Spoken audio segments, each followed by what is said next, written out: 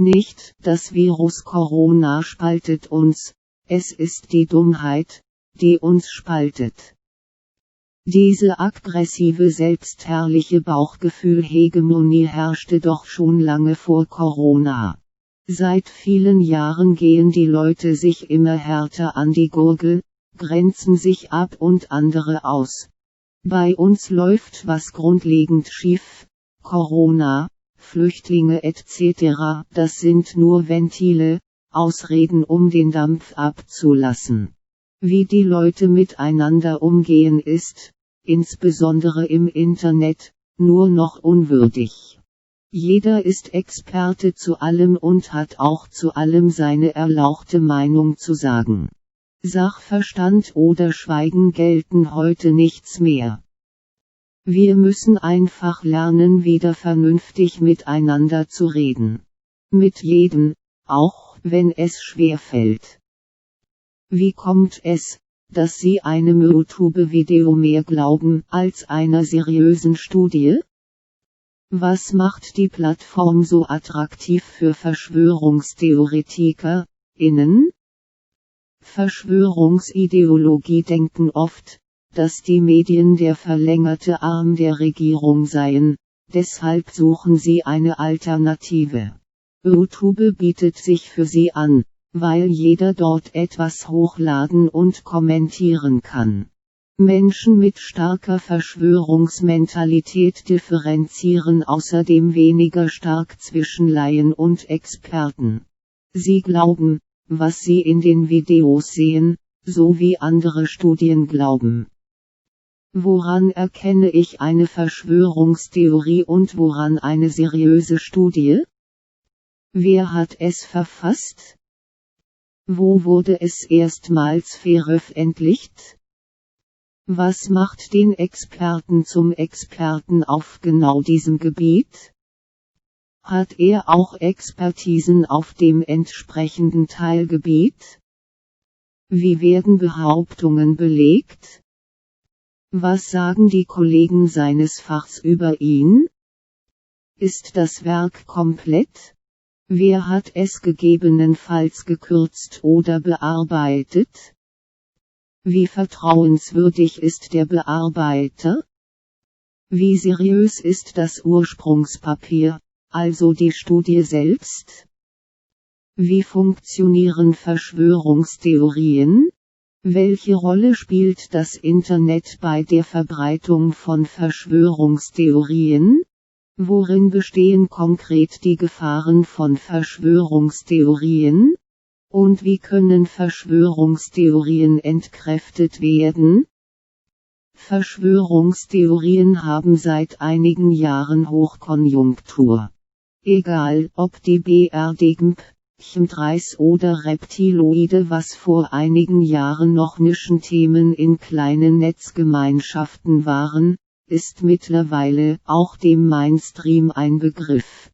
Sowohl in den Medien als auch in unserem Alltag begegnen wir immer häufiger den unterschiedlichsten diffusen Geschichten. Verschwörungstheorien gab es schon immer. Die aktuelle Renaissance führt der Tübinger Amerikanist Michael Butter darauf zurück, dass es einerseits weltweit ein Erstarken von populistischen Bewegungen gibt und andererseits das Internet eine entscheidende Rolle bei der Verbreitung von Verschwörungstheorien spielt. Während in der Teilöffentlichkeit, die wir als Mainstream bezeichnen, Verschwörungstheorien immer noch sehr stark stigmatisiert werden, sind sie in anderen Teilöffentlichkeiten als legitimes Mittel akzeptiert. Aus Michael Butters Sicht ist das Aufeinanderprallen dieser Öffentlichkeiten und ihrer unterschiedlichen Wahrheitsbegriffe das, was die derzeitige Debatte über Verschwörungstheorien so brisant macht. Fast die Hälfte der Deutschen glaubt, dass Politiker nur Marionetten anderer Mächte sind.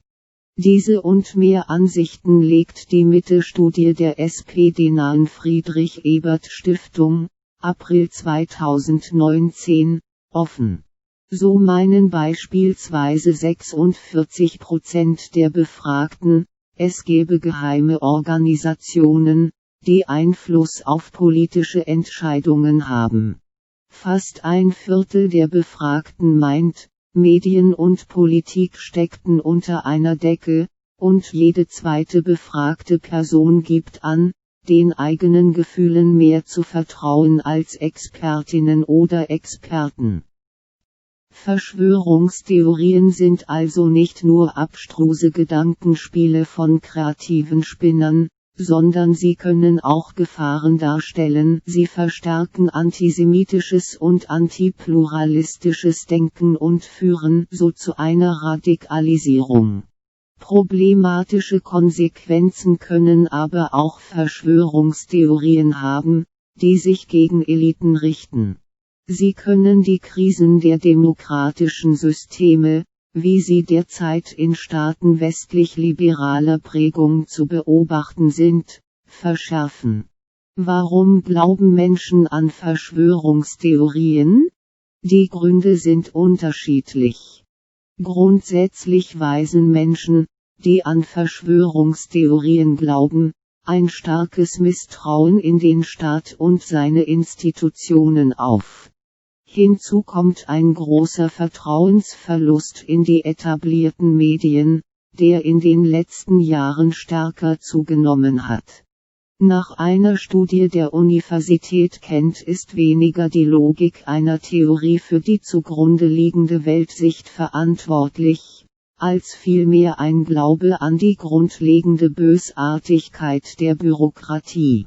Das grundsätzliche Gefühl, etwas stimme nicht, prägt die Wahrnehmung und Argumentation des Verschwörungstheoretikers. Psychologisch gesehen kommen Anhänger von Verschwörungstheorien schlecht mit Ambivalenzen und Unsicherheiten zurecht, sie halten oft auch Ängste nicht gut aus. Es ist eine Mischung aus Macht und Kontrollverlust im eigenen Leben, die Menschen dazu neigen lässt, Verschwörungstheorien zu glauben.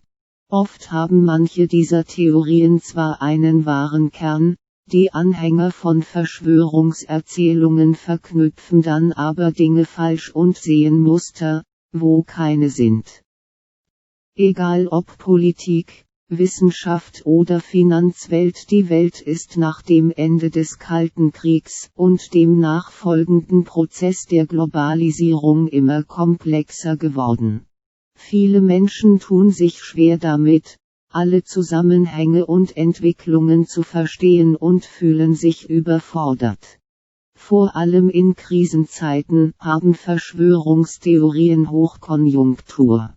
Die Hintergründe und Ursachen von Ereignissen wie den Terroranschlägen am 11. September 2001, der Finanzkrise 2008, dem Ukraine-Krieg seit 2014 oder der weltweiten Flüchtlingskrise sind vielschichtig, komplex und oft nur schwer vermittelbar. Grundsätzlich gilt also, je undurchschaubarer das Weltgeschehen und je stärker die gefühlte Bedrohung von außen ist, desto stärker sind Verschwörungstheorien in der Gesellschaft verbreitet. Ein Forscherteam aus Frankreich hat 2017 nachgewiesen, dass der Glaube an Verschwörungstheorien auch mit einem menschlichen Bedürfnis nach Individualismus zusammenhängt. Wer an Verschwörungstheorien glaubt, grenzt sich automatisch von der überwiegenden Mehrheit der Bevölkerung ab.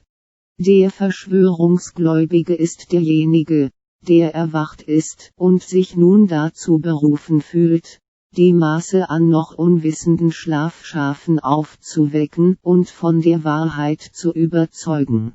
Indem man an Verschwörungstheorien glaubt, hat man das Gefühl, anderen gegenüber durch scheinbar exklusives Wissen einen Vorsprung zu haben und zu verstehen, wie die Welt tatsächlich funktioniert. Gerade die ihre Popularität oder Berühmtheit nutzen, um Verschwörungstheorien zu verbreiten, tun dies häufig mit der Strategie, sie seien nun die einzigen, die über dieses vermeintlich geheime Wissen verfügen. Sie vermitteln dadurch ihren Anhängern ebenfalls ein Gefühl der eigenen Überhöhung, weil sie mit eingeweiht werden. Die Verbreiter dieser Verschwörungstheorien haben aber schlicht auch ein anderes Ziel. Sie wollen zwar im Zentrum der Aufmerksamkeit stehen, aber auch um mit Klicks und ihren Videos Geld zu verdienen. Auch der Gruppenzwang kann hierbei eine wichtige Rolle spielen.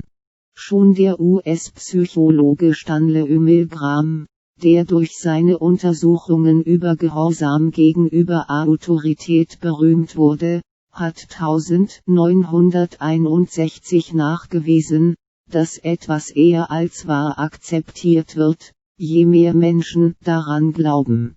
In einem Experiment starrte eine Person 60 Sekunden lang in den Himmel, obwohl sich dort nichts befand.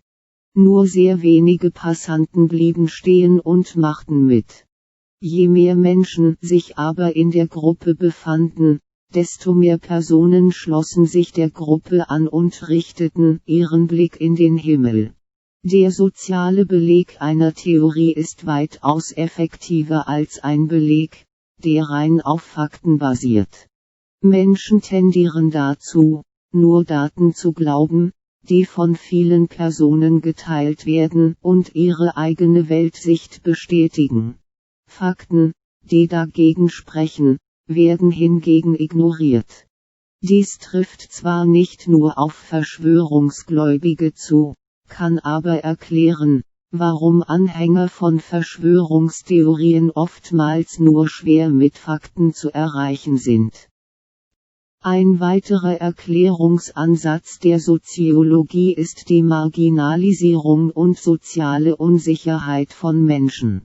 Unter Marginalisierung wird verstanden, dass bestimmte Bevölkerungsgruppen weg vom Mainstream an den Rand der Gesellschaft ausgegrenzt und gedrängt werden. Sie nehmen dadurch nur noch wenig am wirtschaftlichen, politischen und kulturellen Leben der Mehrheitsgesellschaft teil. Der Soziologe Ted Goertzel stellte 1994 zum Beispiel in seiner Studie fest, dass ethnische Minderheiten häufiger an Verschwörungstheorien glaubten als andere Gruppen. Der Grund war, dass sie in ärmeren Verhältnissen leben mussten und mit ihrer Lebenssituation unzufriedener waren. Von der Politik fühlten sie sich alleingelassen. Soziale Unsicherheit kann für viele Menschen ein Grund für Verschwörungsglauben sein. Wer sich in seiner sozialen Position bedroht sieht oder allgemein mit einem ungewissen Blick in die Zukunft schaut, ist tendenziell anfälliger für Verschwörungstheorien. Verschwörungsgläubige empfinden oft mangelnden Erfolg oder fehlende Anerkennung, leben in materieller Armut oder mussten persönliche Schicksalsschläge erleiden. Beispielsweise zerbrachen Beziehungen, Familienmitglieder starben oder wendeten sich ab, oder der Arbeitsplatz wurde gekündigt, bevor man sich der Verschwörerszene zuwandte. Beobachtet wurde dies etwa bei Anhängern der Chemtrail-Verschwörungstheorie oder Anhängern der sogenannten Reichsbürgerszene. Durch den Glauben an Verschwörungstheorien können Minderwertigkeitskomplexe kompensiert werden und ein klar benennbares Feindbild für die schlechte Lage verantwortlich gemacht werden. Eine weitere Tendenz ist erkennbar, die erkennbar ist, je mehr Personen sich extremen politischen Positionen zuwenden, desto mehr neigen sie auch dazu, Verschwörungstheorien zu glauben. Häufig hängt der Glaube an Verschwörungstheorien auch mit Vorurteilen gegenüber ethnischen oder religiösen Minderheiten zusammen.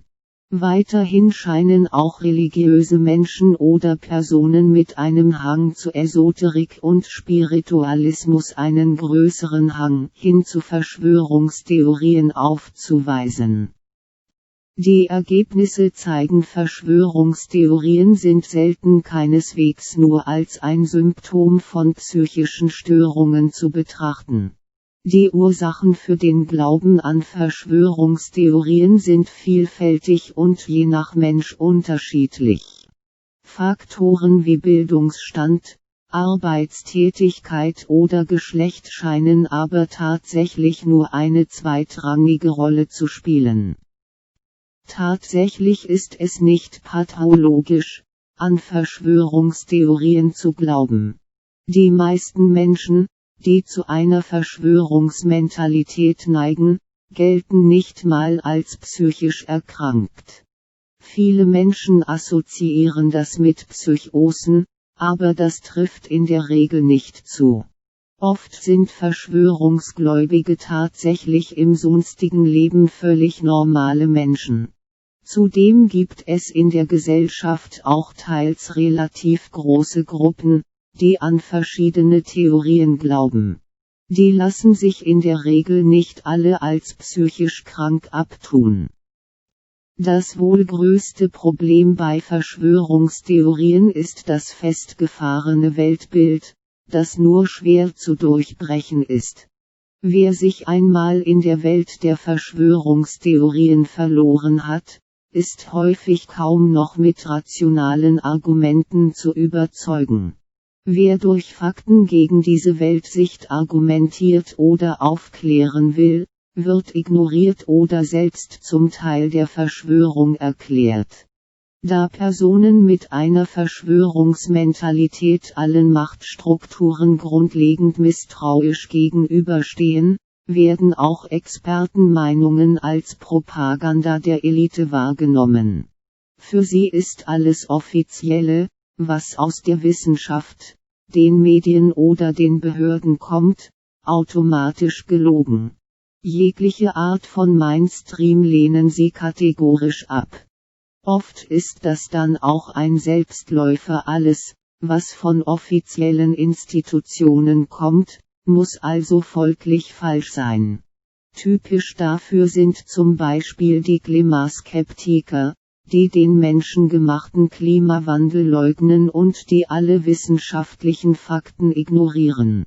Dasselbe trifft aber auch in Teilen auf die Gruppe von Impfgegnern zu. Sie trauen gängigen medizinisch-wissenschaftlichen Erkenntnissen nicht und verlassen sich lieber auf vermeintliche alternative Heilmethoden, die wiederum selten wissenschaftlichen Erkenntnissen standhalten oder überhaupt nicht überprüft wurden.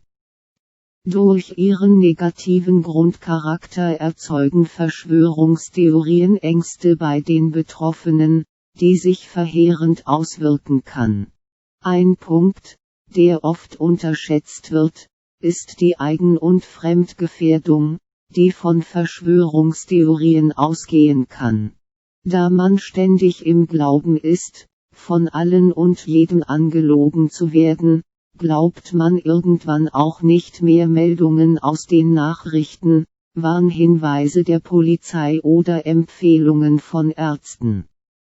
Wer versucht, gegen Verschwörungstheorien zu argumentieren, wird häufig von der Gegenseite mit dem berechtigten Einwand konfrontiert, dass einige Verschwörungstheorien sich in der Vergangenheit als wahr erwiesen haben.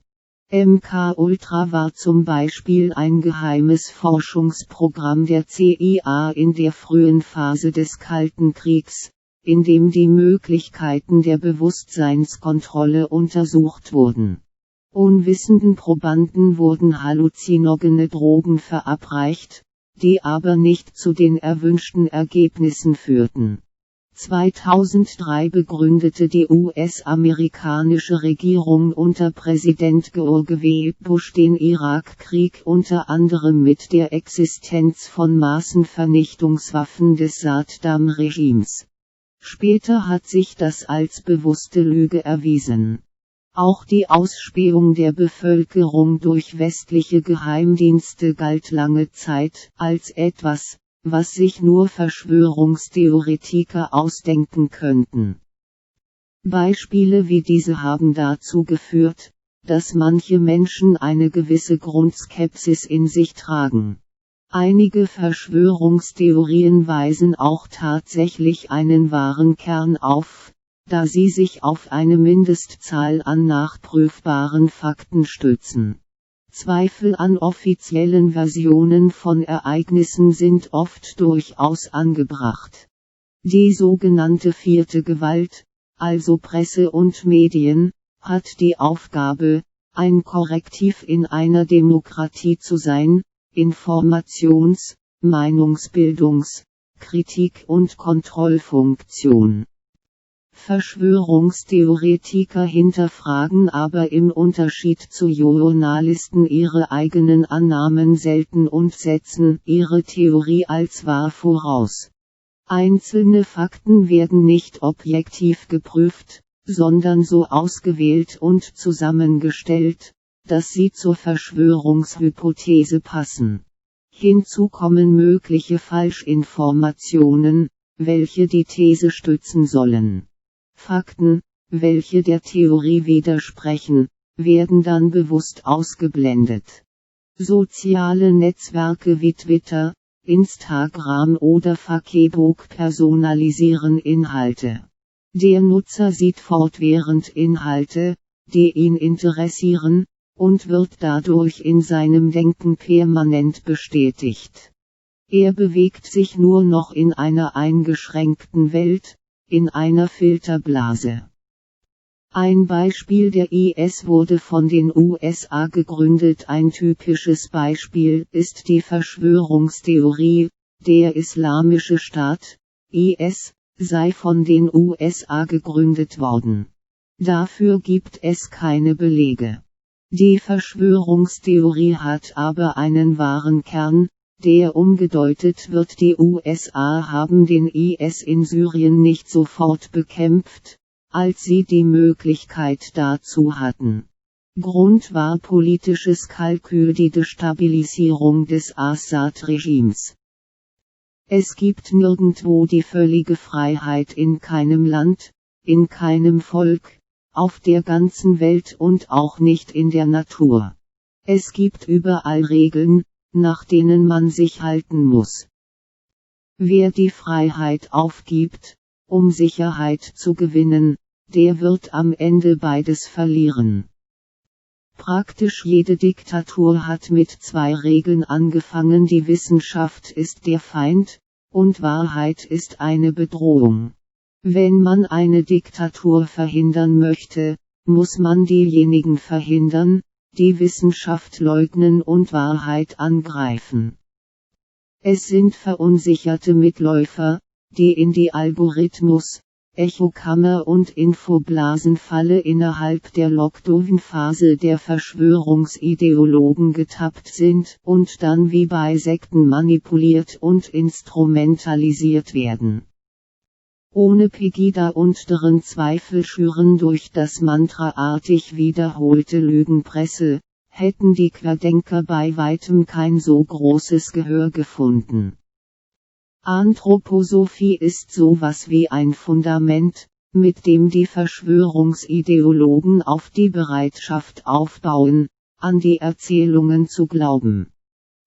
Querdenker: eine für einige tödliche Kombination aus Dunning-Kruger-Effekt und Hybris einerseits und politischer Agitation im Sinne der obigen Regel andererseits. Ohne eine ernsthafte Auseinandersetzung mit den Strukturen der Macht kann auch keine erfolgreichere Integration von Querdenken in die Mitte der Gesellschaft stattfinden. Denn der springende Punkt ist, dass in der ganzen Debatte, in ihrer immensen Polarisierung von beiden Seiten, ein Aspekt unter den Tisch zu fallen scheint: Querdenken gibt es nicht wegen Corona, sondern Corona ist nur der sprichwörtliche Tropfen, welcher das Fass zum Überlaufen bringt.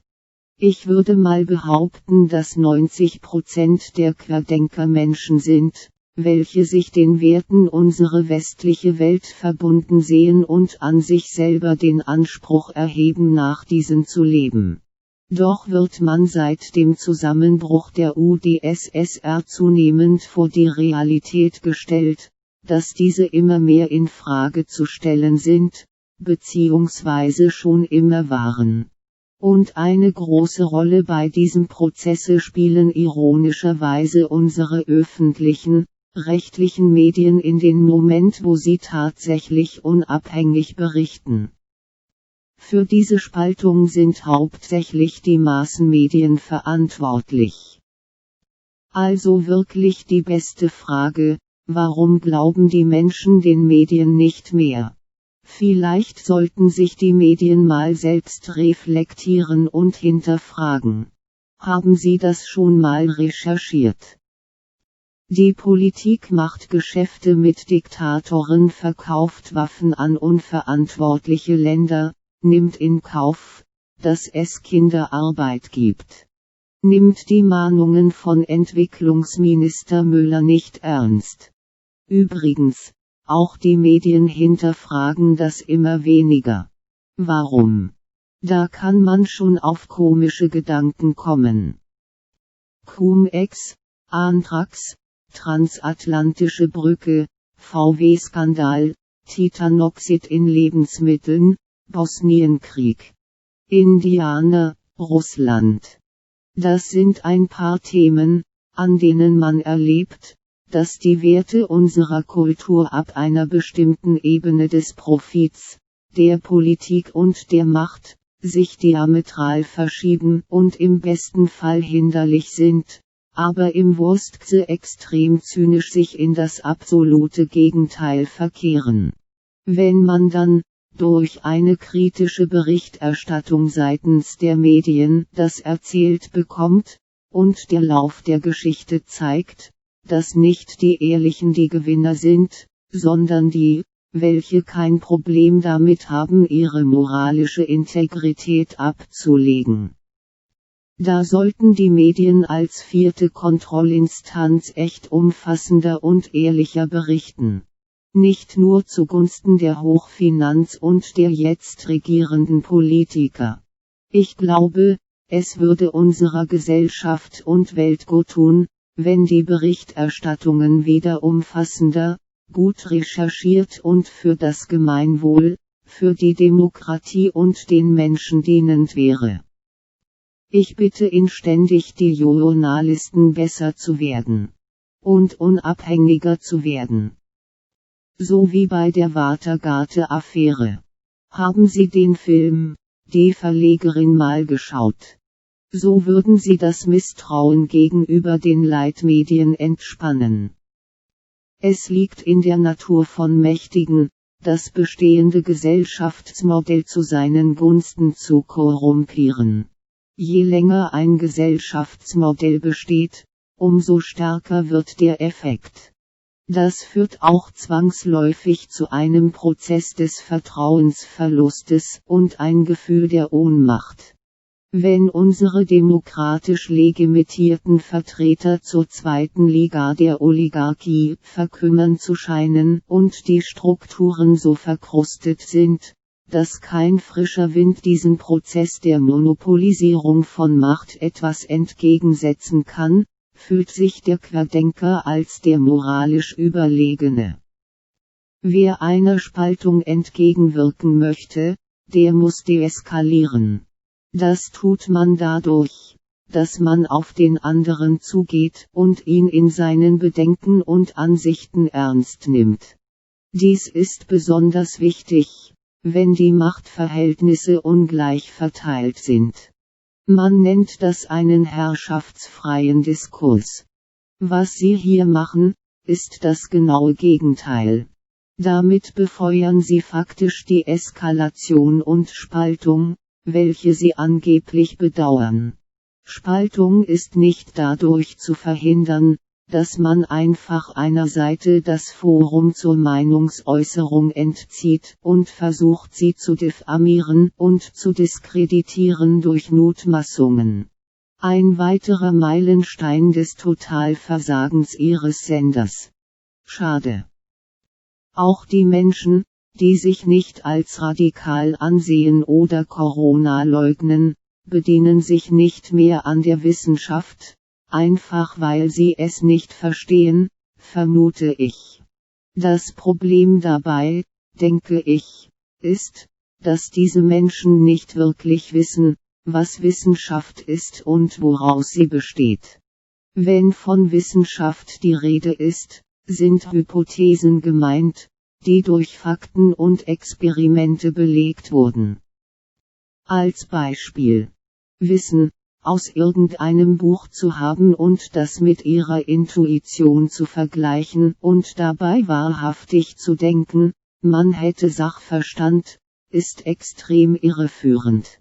Das Wissen aus dem Buch wurde durch Jahre an Forschung, durch Beweise und Experimente als Abbild der Realität konstruiert und fundamentiert, so lange, bis jemand durch andere Fakten, welche er mit Beweisen unterlegen kann, etwas anderes darstellt.